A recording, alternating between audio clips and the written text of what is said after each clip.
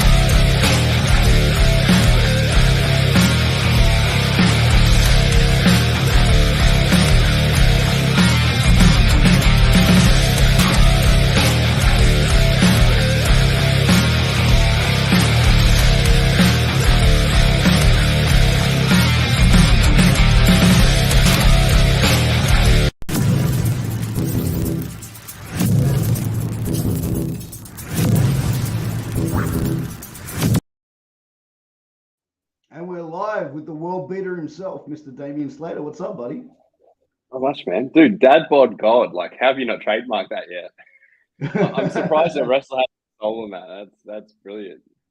It's funny. I had Carter Deems on originally a few months ago, and after the show, he's like, "Dude, can I steal that? I want to use it." I'm like, yeah, go ahead. But I'm actually going to trademark it. I think it's pretty genius. Cool. Very good, very good. I'm good, man. Yeah, I'm doing well. As I said before the show, I'm on day 7 of the dreaded Rona at the moment, so just sitting at home, smashing through Ozark. It's not a bad life. Dude, so when do you actually get out of the lockdown? Tomorrow? Tomorrow, yeah, man. Tomorrow morning. So it would have been 7 days. Although I'm still not great, so I might have to push that back a bit. Like to be honest, I was. It got to the point where I just thought I was either immune to it or it just didn't exist. And then, yeah, it hit me pretty hard. Like there was a few real tough days in there, Dude, like a man flu times 10. Yeah, so you got really sick from it, like a little bit. I did, yeah. During that time, yeah. So, Yeah, like, just were you able to for a couple of days? like obviously being locked in for 7 days, and like being someone who's an active person, and I'm assuming you're a pretty active dude. Being what you were saying in your shoot job, plus being a professional wrestler, you got to be in pretty good shape. So, how have you found like being in lockdown and being able to, like, have you been working out, or are you just going, you know what, I'm taking the week, I'm going to take a knee this week and start back next? So I had a week of ISO like a month ago because I was a close contact. Because the Perth restrictions were like just massive. If you were in the same vicinity as someone with it, you're done for a week. So I had a week where I was at home, and that was pretty cool because it was almost like a week holiday. And I've got a full home gym set up and stuff. I've got a sweet hot tub. Like I've got a really cool setup. So for me, like I'm a homebody, and I don't get to be home often. So to have a week at home to do whatever I want, I could still train. Like that was awesome. This time round though, I've been floored completely. Like I couldn't move for like 3 days. I pretty much haven't left the couch this whole week. I can't do anything. So it's a little bit different. It's gone a lot slower this time as well. Yeah, I'm sure it is because because you can't obviously work out, or you're not feeling the best, so the time just drags on. Yeah, As I said, get man, gassed, like just doing anything. So I'm couch ridden. Oh man, I'm sure you'll get through it, man. But prior to Corona, man, how was you mentioned you did a trip down to Sydney, you worked a promotion down here. How often are you getting out and about throughout Australia at the moment? We were stuck for a long time. I mean, last year, to be honest, we kind of delayed. We were going through the same as everyone else. We've just kind of pushed it back. Yeah. WA has always been known as wait a while, and that's pretty much what happened. We had a whole lot of time where we were actually able to run shows when the rest of the country couldn't. So I couldn't really travel because we weren't allowed to go anywhere, but we were free as a bird in our own state. But then, as soon as everyone else opened up, we were shut inside, and that's when we started getting smashed with cases and restrictions and border closings and all the rest. So it's only probably in the last the last few weeks that we've actually been able to travel. So the Sydney show I did was the first. I did one in Adelaide last year for there was like a month window where I could go to Adelaide. Yeah. So I did a show there.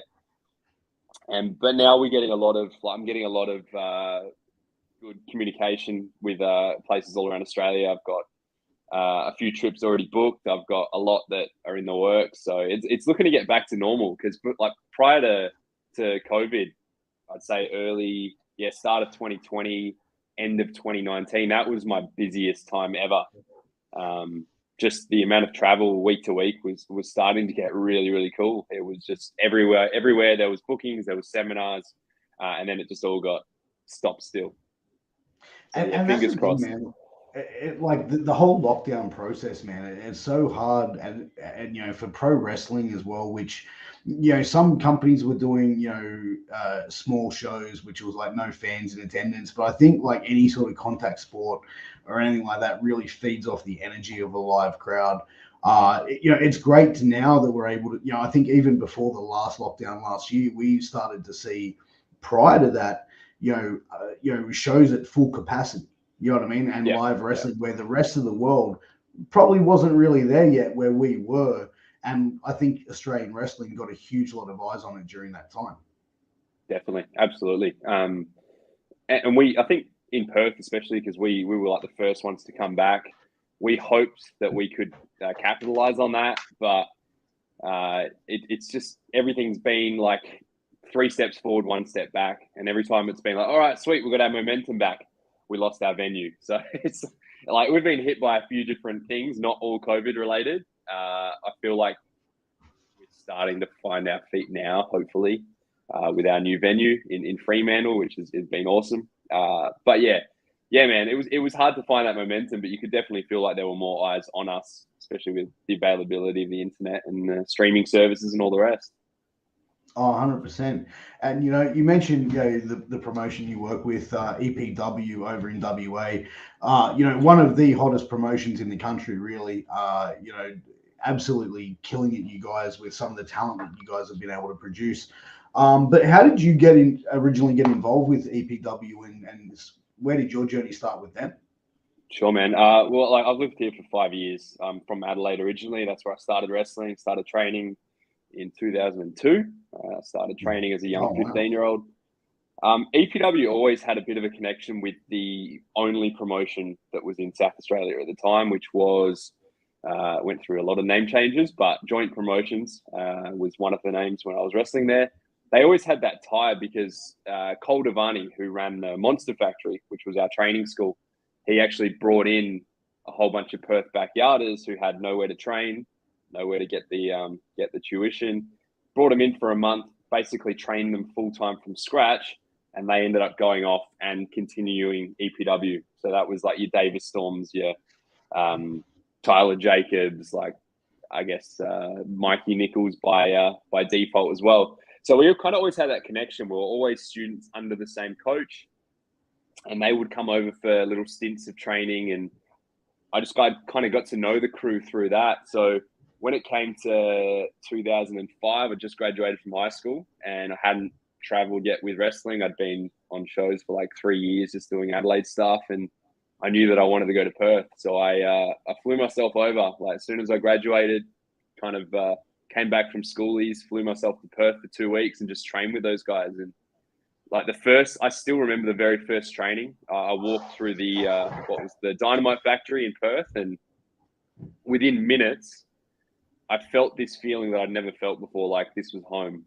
And my training was awesome in Adelaide. Like Cole Devani, as a trainer, could not ask for any better. But I felt like the attitude in Adelaide wasn't really vibing with me. Like in Adelaide, you got looked down upon for watching wrestling and staying in tune with the product and trying to be cutting edge. Like I wanted to be low key and do all this crazy X Division stuff, but everyone was there was a lot of 80s fans in the Adelaide crew, so it was a little bit of like an old versus young contingent, and I just didn't have many young guys there with me. They would all come and go. So as soon as I went to Perth, I was training with like Shane Haste, with Mikey, Chris Weiss was a young guy back then. A lot of the young crew, they were in the exact same boat I was in, and they all wanted to push the envelope. They all wanted to try new stuff and be cool and cutting edge. And when you watch like the old EPW product from the mid 2000s, that's kind of what got them noticed. They were putting out these music videos and highlight packages online that no one else really was, to, cool grungy rock music, like local metal and stuff like that. And I loved all of that. That's kind of what I wanted from wrestling. And I felt like I'd suddenly like cracked the Da Vinci Code and found it. So that's where the link came from. I was real lucky that I had a good connection with David Storm, who was running EPW back then. And he would, after that first trip, he used to bring me out often, which was insane. Like he would fly me over. I was only like 17, 18. He would fly me over like 2-3 times a year. Eventually it became 4 or 5 times a year, which, like unheard of even to this day. It takes a long time to get to the point where you're getting flights paid for you and match fees and stuff like that. And I don't think there was anything special about me. I just think he was generous enough to bring me over. I don't know why, but that's kind of what happened. And 40 but dude, or so trips. He's obviously like seen the talent in you and seen the work that you put in to bring you over. Like, as a business, it's, you can't be doing favors like that. So obviously you were doing something right back then as a performer. I hope so. Maybe you just wanted a friend, like who knows? But hey, I'm not complaining. Like I had some of the times in my life, but yeah, EPW was always a place that I talked about moving to as well. Like the Adelaide scene got real good. Hartley Jackson started running Wrestle Rampage, which was, again, went through a whole bunch of name changes, but the dojo in Adelaide, which still exists to this day, now run by AJ Istria, it was an amazing place to train. Like the real standout, had awesome connections to Japan, stuff like that. So I was always in this tough place where like I loved training in Adelaide, but I really wanted to wrestle in Perth. And there was a few times where I had flights booked. I was enrolled into uni in Perth, and then I just couldn't pull the trigger. And then eventually, it was a woman, my wife. My wife's from Perth. Always the case. My wife's from Perth, so that was kind of like an easy in. She wanted to move back home, and I was all for it. And yeah, been here 5 years, man. That's incredible, man. But it's interesting how you mentioned, back then, with the Adelaide crew being more of the older into the 80s sort of style. And one thing I've kind of noticed about wrestling in generations, and I kind of want to ask you what you think on this as well, is like, it always seems like the generation or the two generations past the current generation are always seeing holes and gaps in the work. You know what I mean? Like, you hear stories of like Ric Flair and being told by the veterans back then, you're doing too much, you're not doing this. And the same thing with Ricky Steamboat. You know what I mean? I've heard things where people were like, they were shitting on his matches, these veterans, because he was doing this like cool, innovative shit. And then it comes to the Attitude Era, and then all these guys are shitting on this, going, the Jim Cornettes of the world. It's like, that's not really wrestling, blah, blah, blah.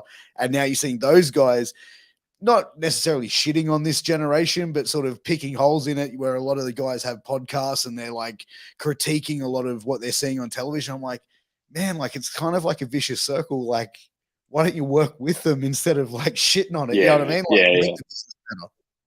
Absolutely. And look, to be honest, like the criticisms that I received back then were probably completely justified. I was trying to do things that didn't make sense just because it was cool or whatever.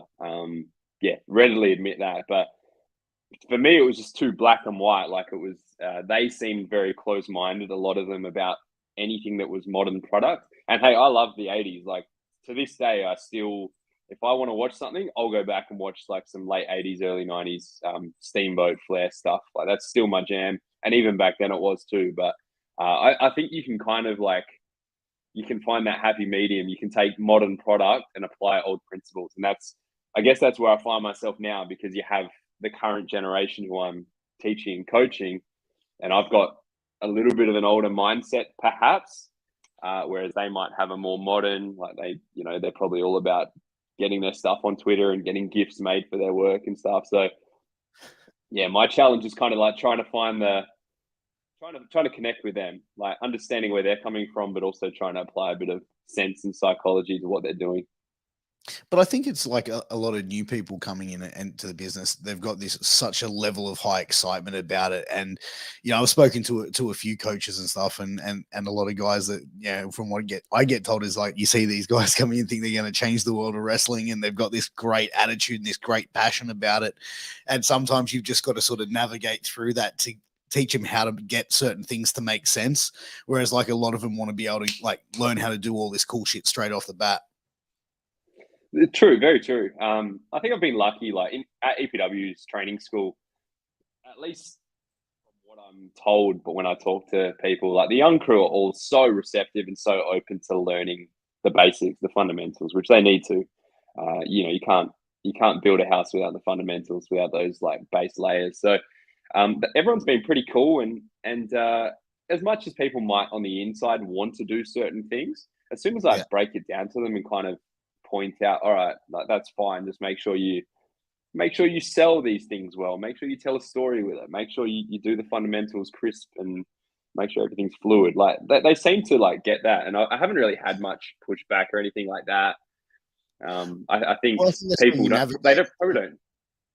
Absolutely, and I don't think they have the patience. Like anyone who's going to bring that attitude, they're either very quickly going to realize that maybe I've got the wrong idea about wrestling. Maybe there's more to it, or they're going to go off and be a superstar somewhere else where no one's going to nitpick them and give them feedback and things like that. So each to their own. Well, that's the thing. I think constructive feedback is always important, no matter what level of a performer that you're at. You know what I mean? Like, it's always good to sort of go, okay, what can I take away from this? How can I go and do this better? And I think that's such a key thing for any performer, and to get some quality feedback from someone who may be either more experienced in the business, or someone who's, like I said, done it for longer than them and may see something and go, hey, try this, make it a bit better. You have to be open, I think, to make those changes and to listen to that feedback. It's important. Absolutely, and not just wanting to hear positive praise, because a lot of people ask feedback expecting to hear nothing but praise, and then as soon as you give them a bit of feedback, it's but no, it was meant to be this. But I was doing this, and it's, I don't care about what you're trying to do. This is just what I'm seeing. You still do get a bit of that, but I think even at the highest level, like, getting feedback is very important. Just getting different eyes, because as much as you might know about wrestling, everyone's got different opinions. So seeing different opinions, and you can take them on board, you can ignore them. It's up to you. But I still think it's good to listen to those opinions. I know that, like, every time I come back through the curtain, there's one specific person. I won't name names, but there's one person who I come backstage and straight away ask him for feedback every time. And the reason why I do that is not just because I respect his opinion. It's because he usually gives me good feedback, and he's not just afraid to tell me, and he's not just, you're too good, you're too advanced, I'm just gonna blow smoke up your ass. Like, he'll nitpick every little detail, and he'll tell me what could have been done differently. And again, I might not agree with it, but I love listening to it, because a lot of other people, how was it? Yeah, great. You want more than that. If you were that great, you'd be making $1 million in America. So 100%. And I think that that's an important thing, even as you said, on your level, to be able to do that. So then obviously, if you start getting told everyone, oh yeah, what you're doing is great, you're a superstar, I think you'd probably start becoming complacent and probably start phoning things in a little bit, because you're like, yeah, I don't need to do this move or whatever, blah, blah, or, there's that level. So I think it's such important no matter what level you're at to get it. So I agree. Yeah. Definitely. That's it, man. But as far as, like, for yourself, started wrestling at a young age, dude, like 15 years of age. How was the family's response? Like, were they going, yeah, well, okay, no worries, you've been a hardcore fan your entire life, this is just a natural progression for you at 15 to go into it? Was there any like reservations, or your family going, maybe wait, or was it like full no, 100%, let's go for it? No, they were cool with it. I guess probably 2 years of backyard wrestling and hitting my mates with pieces of guttering and things like that probably made him think, oh, if he can do this in an actual ring with an actual coach, that's a whole lot better than what he's been doing. So yeah, it was probably a on the other side thing, I guess, the lesser of both evils.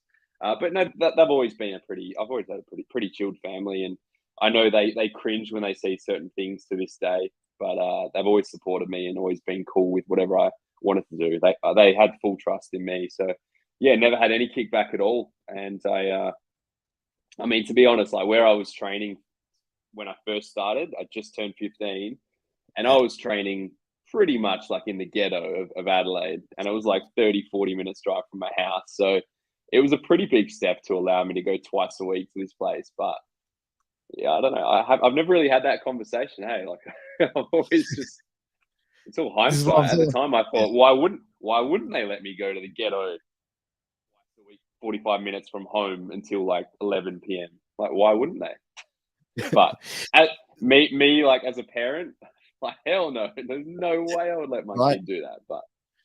But you know what? Like, now, like when you went there, like, did you have, like, what was your understanding about pro wrestling? Like, did you have this like warped knowledge of what you thought pro wrestling is, or were you going in there going, you know what, I'm going to learn everything I can about this, I want to find out the ins and outs of it? Or were you just going in there going, I'm going to be the next Rock, or I'm going to, you know what I mean? Yeah. No, and that's funny you say that, because honestly, every time I talk to wrestlers who have been around for a year or so, I'm like, oh, what did you think when you first came in? It goes two ways. They either came in thinking, I'm better than everyone here, like, I'm going to go I'm going to get a smackdown and learn how to do my Stone Cold Stunner or whatever. Or they come in with a pretty realistic sense of, this is going to be really hard and I'm just going to give it a go and see what happens. I was definitely more on the, this is going to be hard thing. I think, like, coming up, I was immature, but I still understood probably beyond my years of what I was getting into. When I started watching wrestling at like 11 or 12, I became obsessed. Like, I would study everything about it. I knew everything about it. So by the time I got to 15, I'd had years of being a completely obsessed loser when it came to wrestling. I had 2 years of backyard wrestling, and like, the backyard wrestling wasn't great, but it wasn't like we actually had like good ideas and a little bit of an idea of how to book a card and run a show and that and this and that, and you know, little bits of psychology, not much, but little bits. So when I came in, I felt like I'd already had a little bit of a head start in that sense. I'd actually trained for about a year and a half with some of the crew from Riot City Wrestling. So the Bassos actually were training in a kickboxing gym in the city. And I actually went and trained there for about a year and a half when I was 13, 14, because that's the only place I was, I guess, old enough and it was close enough to my house I could actually go there. So, I mean, they probably had no idea what they were doing either, but at least we had a ring, we had padding, we were figuring out how to break fall, and it definitely helped. As much as you can shit on backyard wrestling and you know, backyard wrestling's backyard wrestling. It's fun as hell, but it's not pro wrestling. But it, you know, if you're doing things the right way and you're keeping safe and you're taking it step by step, it can actually help with a lot of coordination and things like that. And that's not saying I'm like advocating that or anything, but it definitely helped me for sure. So when I came in, I kind of knew, all right, the ring hurts like shit. I kind of knew that learning break falls is very important. That's what you're going to do first. And I knew that there's a lot of conditioning involved when it comes to it. And I don't know if you've ever seen it, but there was Ricky Gervais used to have his old show, and there was one where he went to WCW. He went to the power plant. Yeah. And he trained for like a week at WCW, and they smashed him with like squats, and like he was puking in the bathroom and all sorts of stuff. So that was the only real pro wrestling training I'd ever seen, was that episode. So for me, I'm going to go there and they are just going to absolutely smash me till I vomit. I'd already accepted that fate, and that's what I knew coming in, and I wasn't too far off in the end. But like, you know, when you went in and started wrestling training, like did you kayfabe him on the backyard stuff, or like did you tell him about it? Because by sound of it, these are old school guys, yeah. Oh yeah, shit, yeah. So I mean, my trainer Cole Devani, he's passed away since. He was probably in his 70s when he started training me in the early 2000s. So he was a real old school dude. I've heard all the stories. Like, I'd had friends who had trained there. I'd been going to local shows, so you kind of heard like. So the local show before I started training, there was a guy who was like throwing stuff into the ring. And again, the shows were in a pretty rough area as well. So there was this bloke, like from memory, like just this I guess early 20s dude, yelling at the wrestlers, like mouthing off, throwing stuff at them, threatening to fight them, all this stuff. And I'd heard about the trainer Cole Devani because he'd always be at ringside. He was kind of always around the place. And so like people would tell you, like fans would tell you, oh yeah, Cole Devani's like a badass, like he does this and this, whatever. Used to be the champ. I see Cole like walk up to the dude. I'm in the stands. He walks up to the dude, like gestures, come with me, walks off with the guy. And me and my mates, we're like 12, like we weren't 12, we were like, I guess 14 back then. We're like looking at each other like, what's going on here? Like, we've heard the stories. He comes back in 20 minutes later, he's just got blood on his shirt, and the other dude doesn't come back in. Fuck. So I'm like, I'm starting training next week with this bloke. So that's kind of like what I had to expect. First training, I walked into the Monster Factory, all polite, like, how you going? I'm so and so, whatever. He's like in his office, doesn't look up at me at all. The first thing he says is, have you done any of that shit? And I was like, what do you mean, sir? And he's like, oh, have you done the other shit? What else have you done? And I was like, oh, I played cricket. I played a bit of soccer. He's like, no, the backyard shit. Oh, he's onto me. And I was like, no, never. No, I don't know what that is. I've never heard of it.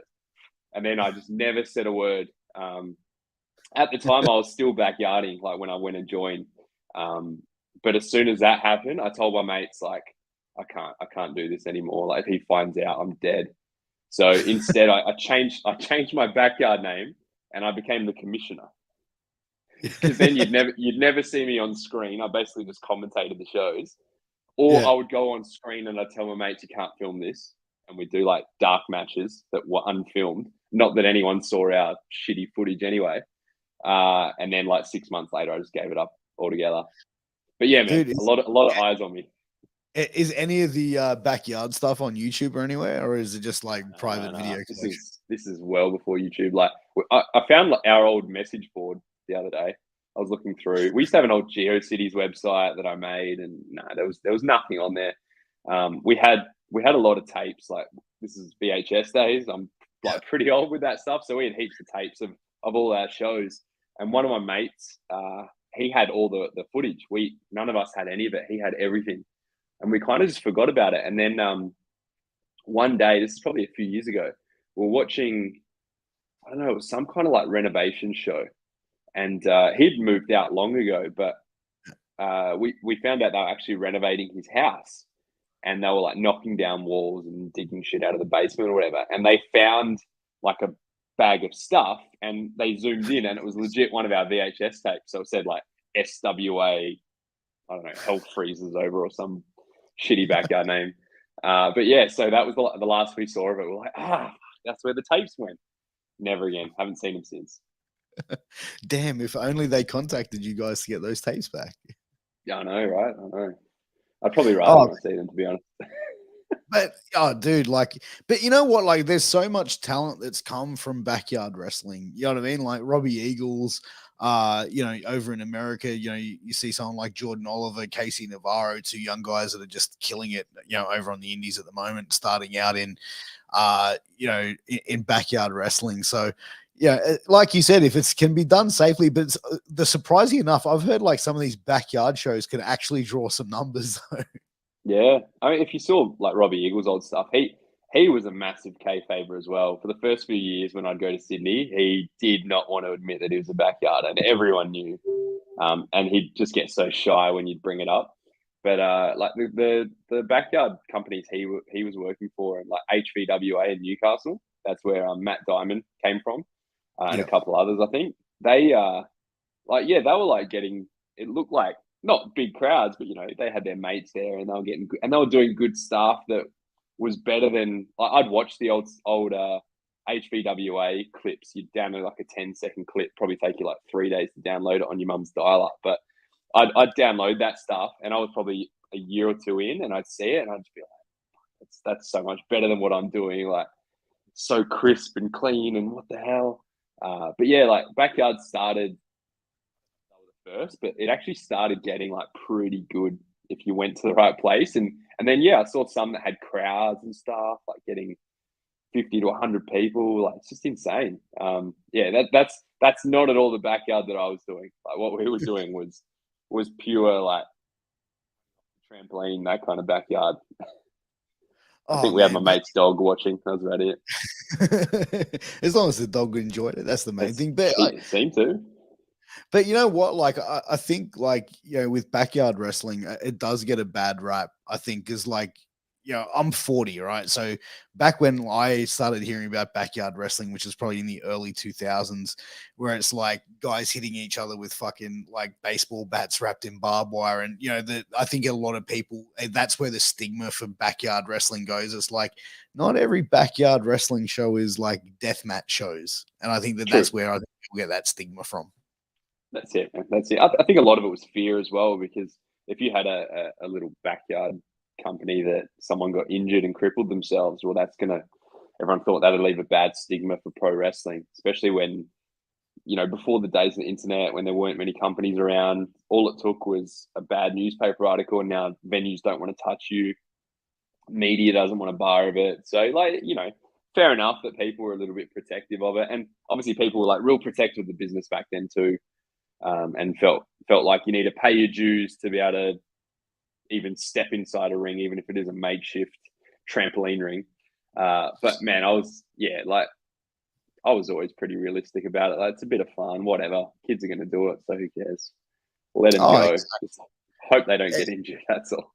But you know what? Like, there's so many things. Like, even, you know, there's promotions who actually do pro wrestling that can give pro wrestling a bad name. You know, like I was reading this article which was over in the UK, where it's like this promoter promoted a family-friendly show, sold family tickets to this show, and then the guys in the main event pulls out panes of glass, light tubes, and a fucking weed whacker, and like the cops got called. There was like kids running out of this thing screaming, And I go, why would you do that match when you've promoted a family-friendly show? Why not, if you want to do that, promote that sort of shit, and you will get that crowd that is going to enjoy that kind of shit. You know what I mean? But that's the sort of stuff that can affect, you know, other wrestling companies, and also give people's views on pro wrestling in like, oh, that's what pro wrestling is, guys just cutting each other and bleeding all over the place. Definitely. And that was like when I first started off, there weren't many companies around, but every now and then you'd get a company like that that maybe wouldn't be professional in their dealings, that their talent weren't trained well.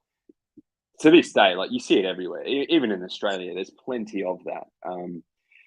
It doesn't take much to start up a promotion. It just takes a bit of money and someone who's going to listen. And a lot of people don't want to work for it, and they'll go wherever. They will be made a superstar.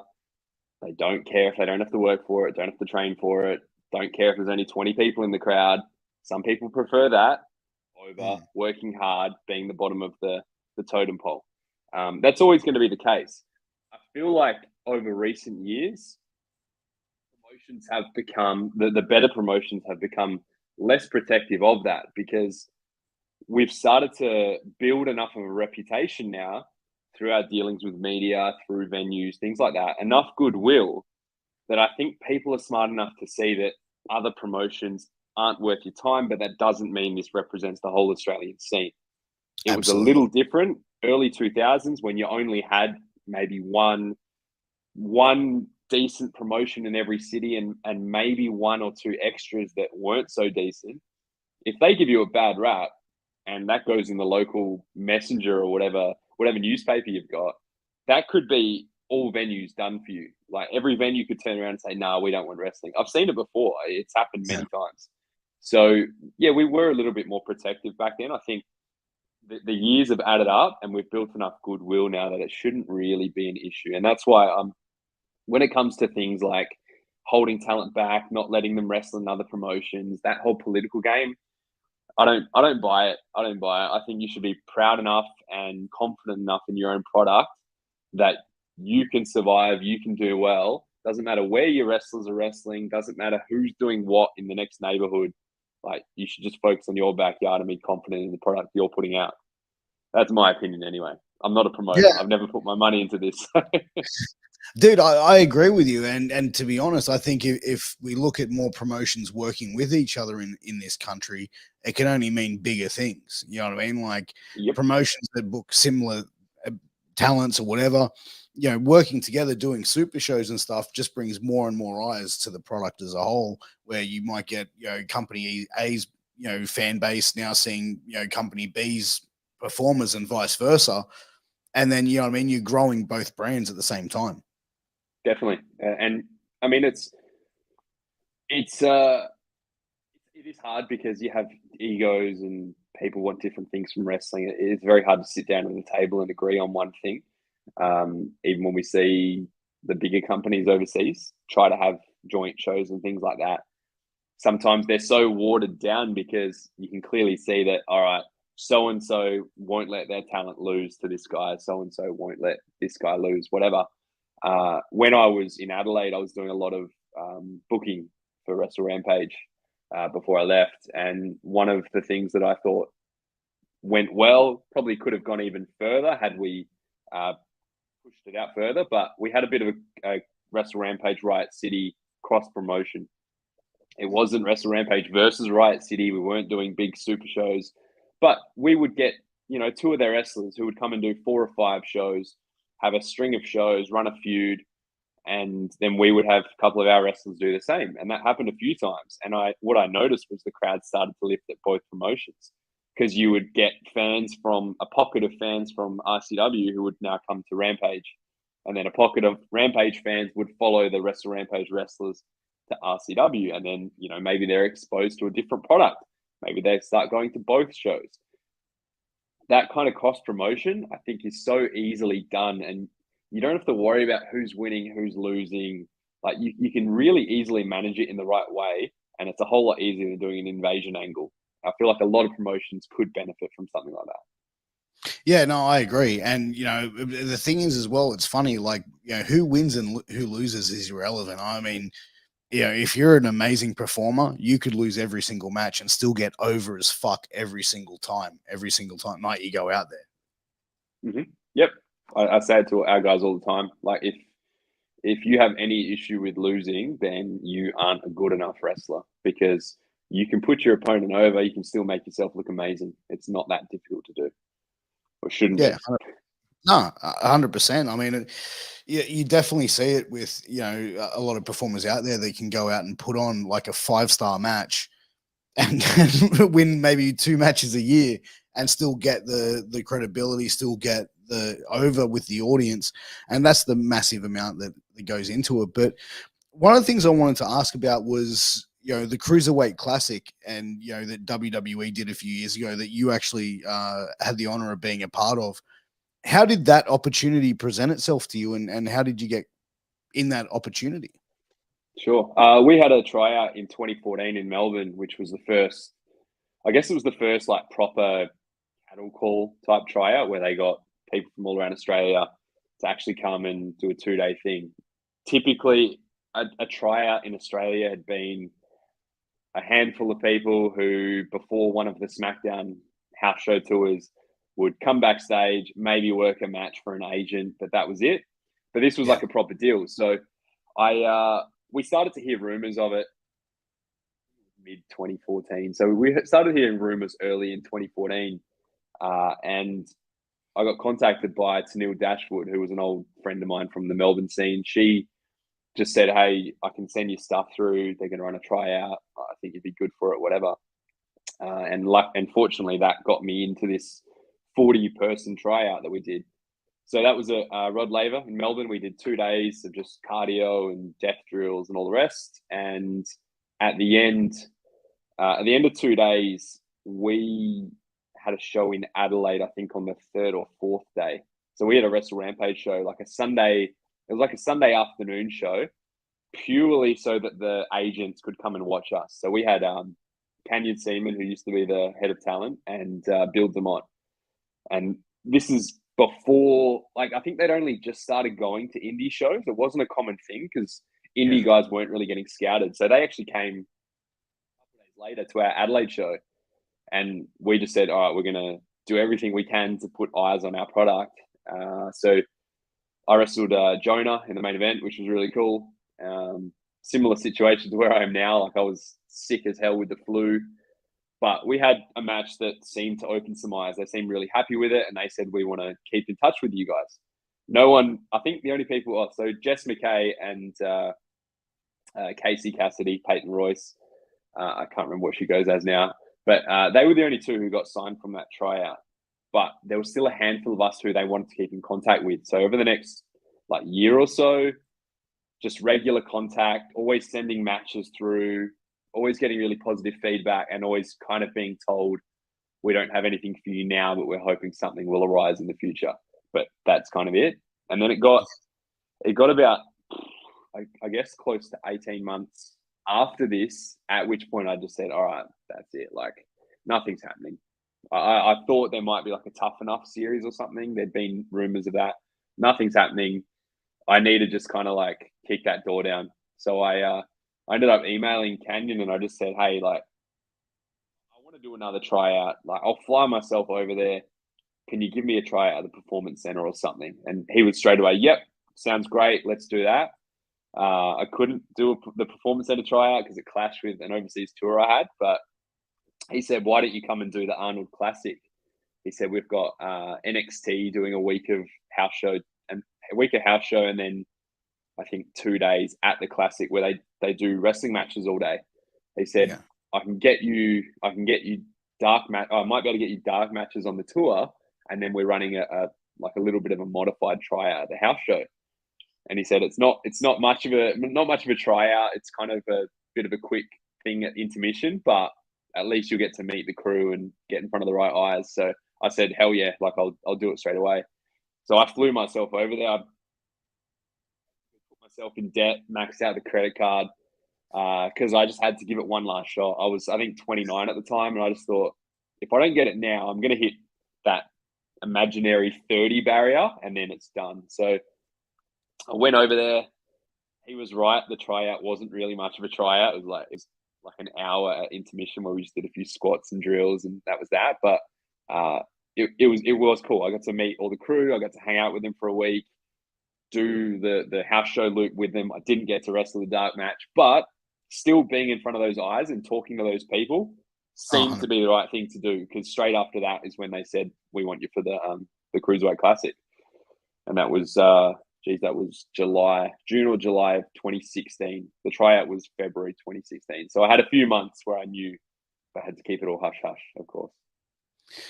Going into that tryout, was there much said, were they saying, hey, this is where we envision you in the tryout, or was it saying, hey, we're going to bring you in, you're going to be in the first round but not the second, or what was explained to you going into that? Into the classic, into the tournament? Yeah. So at the I knew nothing of I'd heard there was a global cruiserweight series that was trademarked or something, reading all the dirt sheets, hearing this stuff. And I thought, oh, geez, maybe that's what they want me for. Who knows? But then when I got there, that's when Canyon, he pulled me aside and kind of put me in a room with William Regal. And then they said, hey, here's the deal. We're doing this tournament. There's going to be 32 guys. You have to be under 205 pounds, which they didn't believe that I was, even though I've never been over. They said, if you are, you'll get cut, but we want you for it. The only thing I was told is, we have a lot of Australians at the moment in NXT. I think there was Shane and Mikey had just got signed.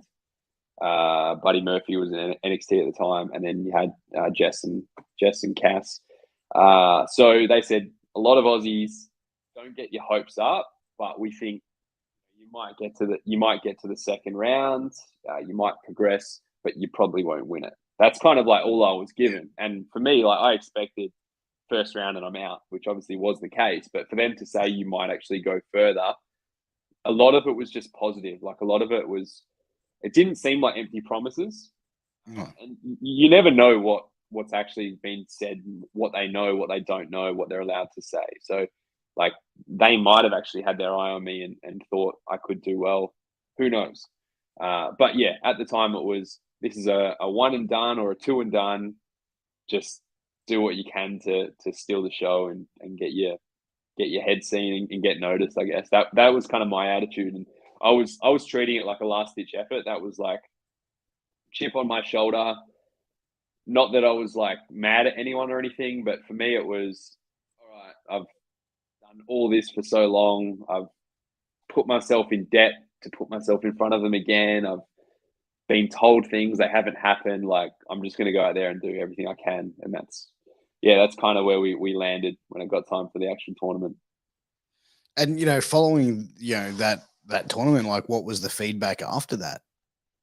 It was all positive, honestly. There wasn't much. I got backstage and we all had agents, and I had Cesaro, which was really cool because I'd wrestled him before. So there was a bit of a connection there. And he was really, really good to work under. So he gave me a bit of feedback. There were others that I spoke to. I tried to ask as many people as I could if they could give me feedback, and everything was positive. There really wasn't any negative at all. Even from the talent scouts at the time, they were all positive. But I've seen so many times with friends, you can be promised the world and it doesn't necessarily happen. And why? Who knows? If you think too much about why, you're going to kick yourself the rest of your life. All I know is, told me I did my job well. I did everything they asked of me. They said I was professional, etc., etc.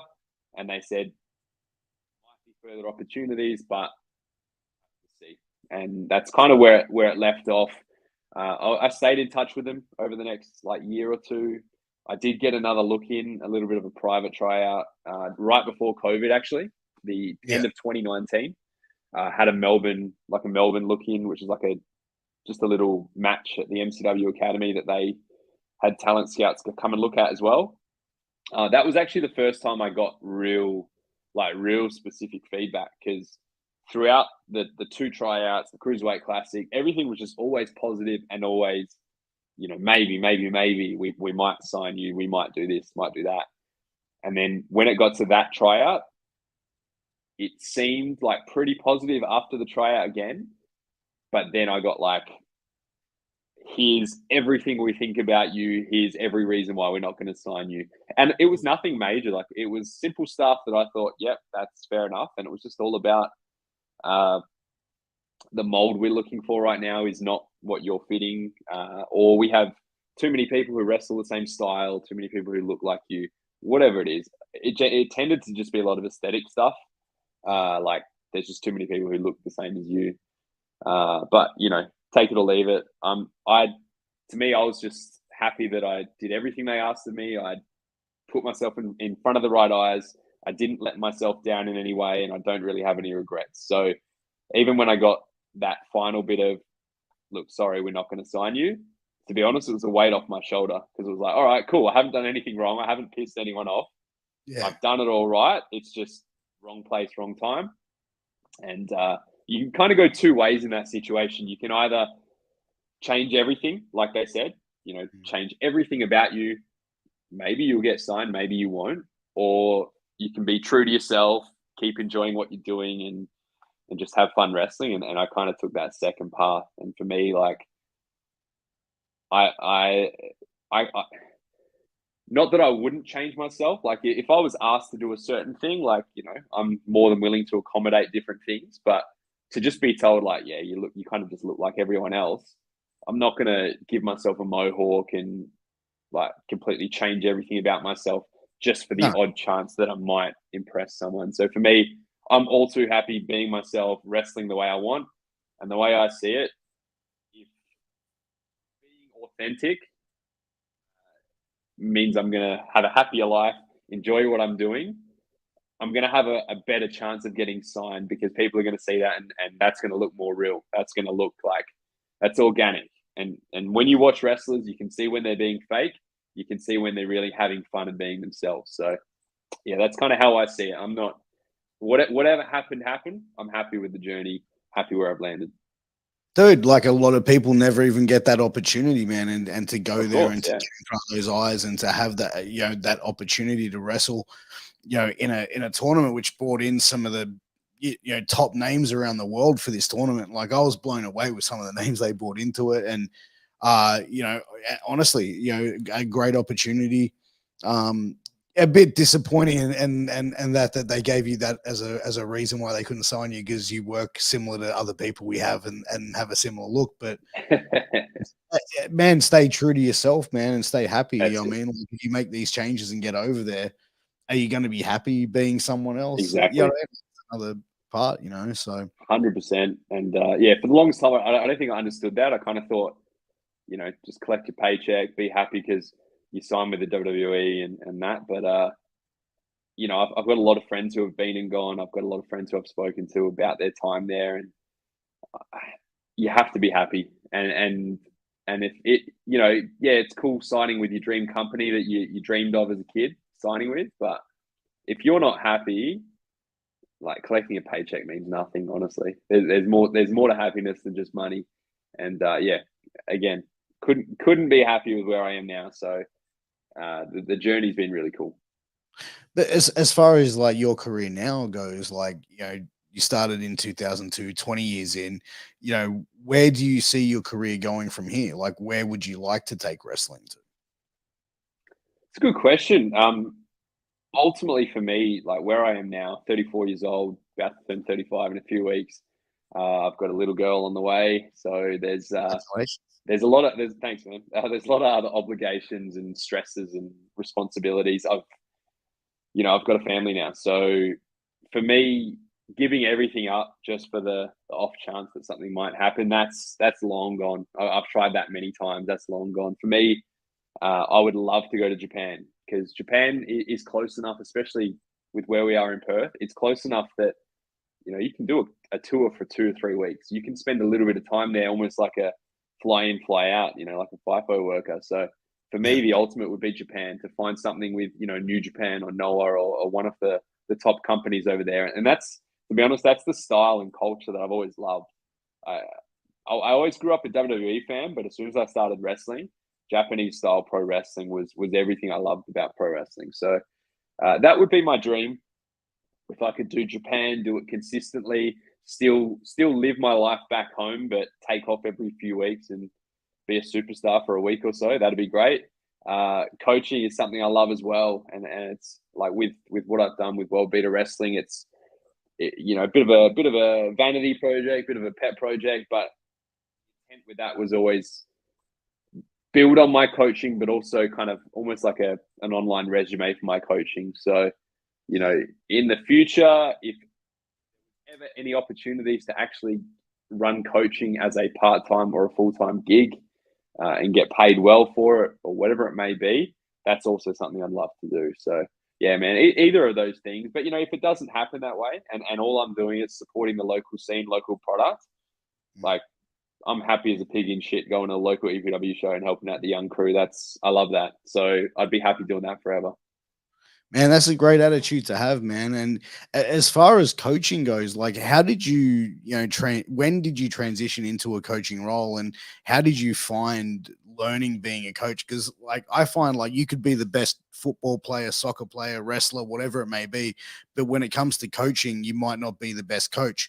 How did you originally start coaching, and how did you find the transition into being not just a performer, but being a performer and also coach and mentor? I would have been in Adelaide. So when Hartley Jackson started running Wrestle Rampage, which at the time was EPW Adelaide, that was, I think, mid 2005. And the reason for that was he had started going to New Japan. He trained at the Inoki dojo in America, and he wanted to bring back that Japanese traditional style of pro wrestling training. Everything from the dojo, he wanted to make that an Australian thing, because Australian style wrestling was Australian style wrestling. Like, depended where you went. My trainer was a little bit British in the way he would teach. Like, he was a bit of an old shooter, would do a lot of catch wrestling and stuff. But Jag wanted to bring that back, and I was all for that. Like, I loved it. So when he came back from Japan and the States, I believe, he knew that the Monster Factory was coming to an end. Cole Devani had kind of stopped training people. He talked about wanting to close up shop.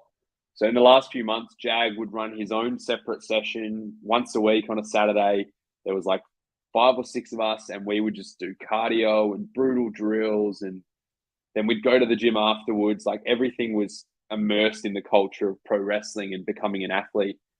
And then when the Monster Factory did close, he decided to start his own place. And we didn't have many trainees. We had a handful. There weren't many experienced trainers. At the time, I was, I think, 19. I'd been wrestling for like 4 years, but I was one of the more experienced. So he just asked if I wanted to assist and help out.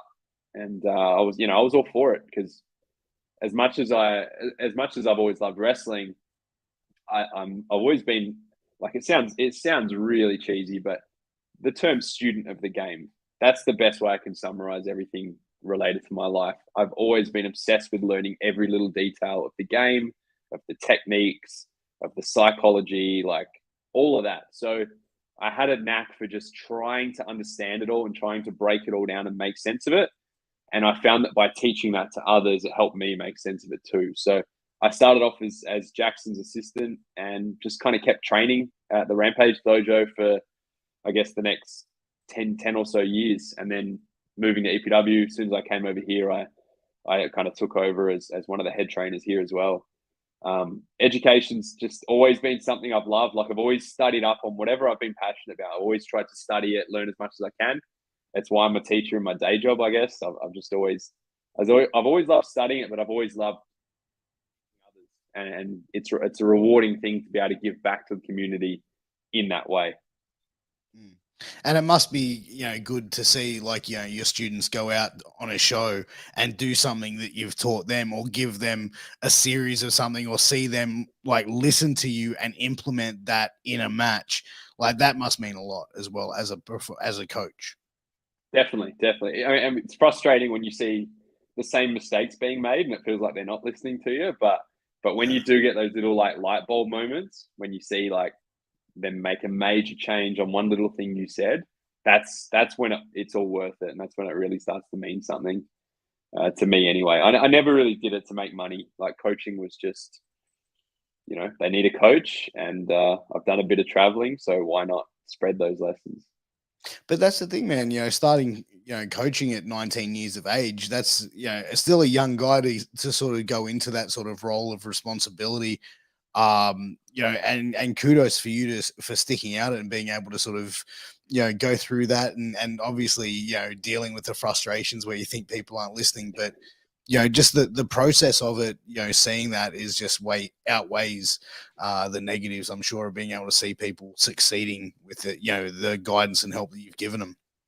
Absolutely. It only takes like one success story to kind of make it all worth it. And to me, if anyone's willing to listen, then that's all I ask for. Just at least pretend like you're listening. Just nod, smile, and nod politely. That's it, man. Just give me some self-validation. I'm cool. That's it. But guys, it is that time of the show where it is 60 seconds with Piers. We've told Damian how this works. If you're new to the show, basically what 60 seconds with Piers is, I'm going to ask Damian a bunch of random questions. He's got 60 seconds to answer as many as he can. Bro, you let me know when you're ready to start and we'll get the clock going. Let's do it. Cool. All right. Favorite song to sing at karaoke? Oh, Bohemian Rhapsody. Name 5 things sitting in front of you. Glass, earphones case, tissues, my wife's crystals, and a modem. Aliens, real or fake? Real, but not what a lot of people think. 5-star hotel or camping? 5-star hotel. Would you rather own your own boat or a plane? Boat. What is the worst gift you have ever received? I was always obsessed with getting a Game Boy as a kid, and my grandpa got me a massive Game Boy that turned out to be a shampoo bottle. That's awesome. Which celebrity would play you in a movie about your life? The dude from Never Back Down. I think his name's Cam. I can't remember his last name. The blonde villain from Never Back Down. That's me. Which wrestler would you love to go out and get on the piss with? Ooh, I don't know if he drinks, but Alex Shelley. Most embarrassing story from school? Oh, geez. This is a tough one.